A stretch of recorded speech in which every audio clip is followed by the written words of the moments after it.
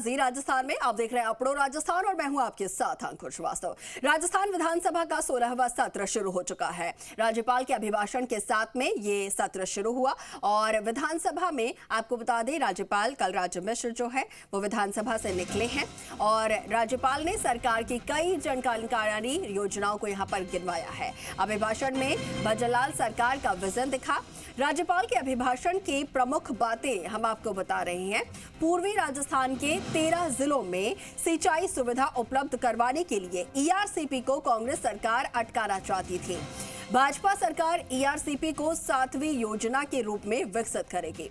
इसके अलावा ईआरसीपी को जल्द ही मूर्त रूप दिया जाएगा, ये जिक्र किया गया है। 5 साल तक पेपर लीक से युवाओं में असंतोष आशंका रही, लेकिन अब भाजपा सरकार ने पेपर लीक के खिलाफ कार्रवाई के लिए एसआईटी का गठन किया है।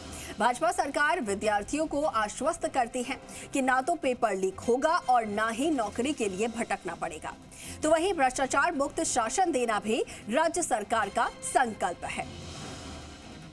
तो ये तमाम बड़ी बातें जो हैं ये राज्यपाल ने अपने अभिभाषण में इसका जिक्र किया और अब राज्यपाल कलराज मिश्र जो हैं वो यहाँ से निकले हैं अभिभाषण के बाद विधानसभा से, लेकिन अब कुछ ही देर में आपको तस्वीरें वो भी देखने को मिलेंगी जब 3 नवनिर्वाचित विधायक जो हैं वो अपने पद की शपथ लेंगे। विधानसभा में राज्यपाल का अभिभाषण जो है वो खत्म हुआ है और आपको बता दें कि राज्यपाल के अभिभाषण की प्रमुख बातें हम आपको लगातार बता रहे हैं, जिसमें उन्होंने साफ तौर पर कहा कि 13 जिलों की प्यास की जो बात है, जिसको लंबे समय से संघर्ष चला आ रहा है किसानों का और जो पूर्वी राजस्थान है उन तमाम जिलों के लोगों का, ईआरसीपी और सिंचाई सुविधा उपलब्ध करवाने के लिए ईआरसीपी की जो योजना लगातार पिछली कांग्रेस सरकार अटकाना चाह रही थी, ऐसे में अब भाजपा सरकार इसको प्रमुखता से लेकर चलेगी। 7वीं योजना के रूप में इसे विकसित किया जाएगा और जल्द ही ईआरसीपी को मूर्त रूप दिया जाएगा।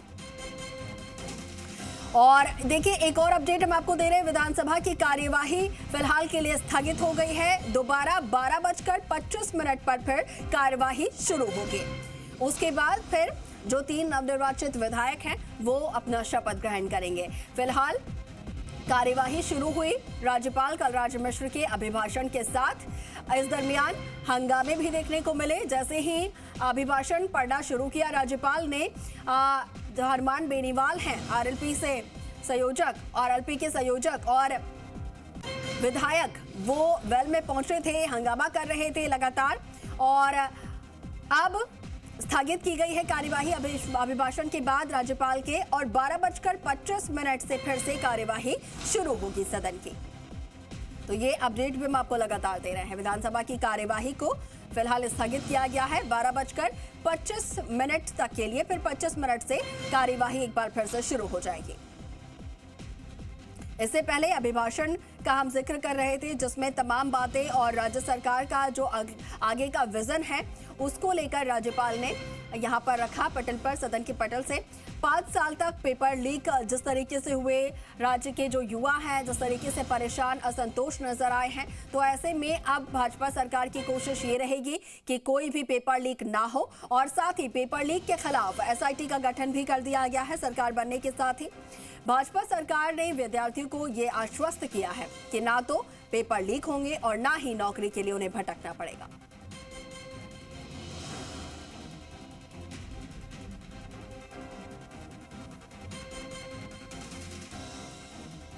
और देखिए हमारे सहयोगी विष्णु शर्मा जो है वो लगातार हमारे साथ जुड़कर तमाम जो अपडेट्स हैं विधानसभा की सदन की कार्यवाही से जुड़ी हुई हम तक पहुंचा रहे हैं। विष्णु, फिलहाल के लिए कार्यवाही स्थगित की गई है 12:25 तक के लिए, लेकिन उससे पहले अभिभाषण और अभिभाषण के साथ ही कुछ हंगामे की तस्वीरें भी देखने को मिली। बिल्कुल अंकुर, करीब पौन घंटे का राज्यपाल का अभिभाषण रहा। उन्होंने लगातार पिछली सरकार की जो कमियां थी उनको उजागर किया और साथ में अब जो विजन है जो वर्तमान भाजपा सरकार है वो आगामी क्या करेगी, इन तमाम बातों को लेकर उन्होंने राज्यपाल के अभिभाषण में रखा।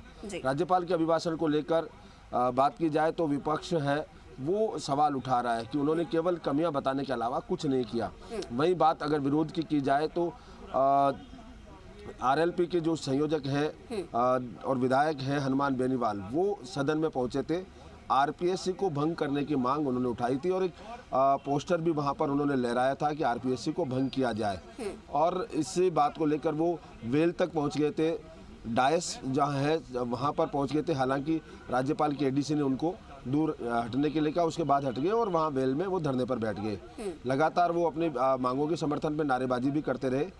और उसके अलावा अगर बात की जाए तो यहाँ पर लगातार अभिभाषण की बात अगर करें तो राज्यपाल ने शुरुआत से लेकर जो आर्थिक स्थिति है, बदहाली है आर्थिक, कांग्रेस पर आरोप लगाया कि वो 5 लाख करोड़ से ज़्यादा यहाँ पर कर्ज छोड़ के गई है, उसको लेकर उन्होंने बात रखी। वहीं ऊर्जा की जो स्थिति यानी बिजली की स्थिति है उसको लेकर जो संकट आया हुआ है उसके ऊपर उन्होंने बात रखी। साथ ही उन्होंने कहा कि सुधारात्मक उपाय यहाँ पर किए जाएंगे। अगर बात की जाए तो बाड़मेर रिफाइनरी सबसे बड़ा मुद्दा उन्होंने कहा, बाड़मेर रिफाइनरी को लेकर भी कि जो उसकी जो समीक्षा की जाएगी। 37,000 करोड़ की परियोजना थी, वो 75,000 करोड़ तक पहुंच चुकी है। तो ऐसे में देरी का सीधा जो आरोप है ठीक रहा है। वो जो भाजपा की कांग्रेस की अशोक गहलोत सरकार थी, पिछली सरकार, उस पर फोड़ा और कहा कि अब इस जो प्रोजेक्ट की है रिफाइनरी की समीक्षा की जाएगी और केंद्र सरकार के साथ मिलकर दोबारा इस मामले को तेजी लाई जाएगी, निर्माण में तेजी लाई जाएगी। महात्मा गांधी स्कूलों को लेकर भी उन्होंने कहा कि बिना किसी समीक्षा किया, बिना किसी योजना के उन्होंने महात्मा गांधी स्कूलें स्थापित कर दी। न उनमें ट्रेन टीचर थे, अंग्रेजी माध्यम के जो ट्रेन टीचर थे वो थे। इससे शिक्षा और शिक्षा की गुणवत्ता पर सवाल उठा, न कक्षा कक्ष थे वहाँ पर। उस बात को लेकर उन्होंने उठाया और साथ कहा कि अब इनकी भी समीक्षा की जाएगी और उचित निर्णय लेगी जो भाजपा सरकार है वो है। हालांकि उन्होंने अपनी बात कही कि साइबर क्राइम, जो बढ़ते हुए साइबर क्राइम थे उनको लेकर वो किया। मेरे साथ रतन देवाशी है, कांग्रेस विधायक, उनसे बात करते हैं। आज राज्यपाल ने अभिभाषण पढ़ा, कई आरोप भी लगाए पिछली सरकार पर, क्या कहना है? देखिए, राज्यपाल का जो अभिभाषण होता है वो माननीय महामहिम जब अभिभाषण पढ़ते हैं तो सरकार का जो विजन है, नई सरकार का गठन हुआ है, वो सरकार का विजन रखते हैं और उस विजन के माध्यम से राजस्थान की जनता को पता चलता है कि सरकार हमारे बारे में क्या सोच रही है, क्या करने वाली है। और जो घोषणा पत्र इन्होंने निकाला था उस घोषणा पत्र के भी सारे अंश जो है इस अभिभाषण में आ जाते हैं। पर मुझे खेद है ये बात कहते हुए कि पहली बार, मैं पहले भी विधायक रहा, उप सचेतक रहा, पहली बार मैंने ऐसा देखा है कि बहुत संक्षेप में केवल लिखा हुआ और लिखने के तौर पे ही लिख दिया और वो अभिभाषण राज्यपाल के मुंह से पढ़ा दिया गया। इसके अतिरिक्त उस अभिभाषण के अंदर किसी प्रकार का कोई विजन नहीं रहा। सबसे कम समय का अभिभाषण इस बार पढ़ा गया, कोई विजन बिना का, सरकार का कोई विजन नहीं जो उसको बता सके। इनका जो घोषणा पत्र था उस घोषणा पत्र को लेकर भी इस अभिभाषण के अंदर कोई अंश नहीं आया। कभी कभार तो ऐसा लगा कि केंद्र का अभिभाषण पढ़ा जा रहा है, राज्य सरकार का नहीं पढ़ा जा रहा। और मात्र पिछली सरकार की योजनाओं की कमी निकालनी, आर्थिक व्यवस्था की कमी निकालनी, उन योजनाओं के बारे में कमी निकाल के बताना, ये इस अभिभाषण में आया। तो देखिए, विपक्ष की तरफ से भी आरोप लग रहे हैं, यहाँ पर तमाम रिएक्शन सब सामने आ रहे हैं। ठीक है विष्णु, आपका बहुत शुक्रिया हमारे साथ जुड़ने के लिए, तमाम जानकारी साझा करने के लिए।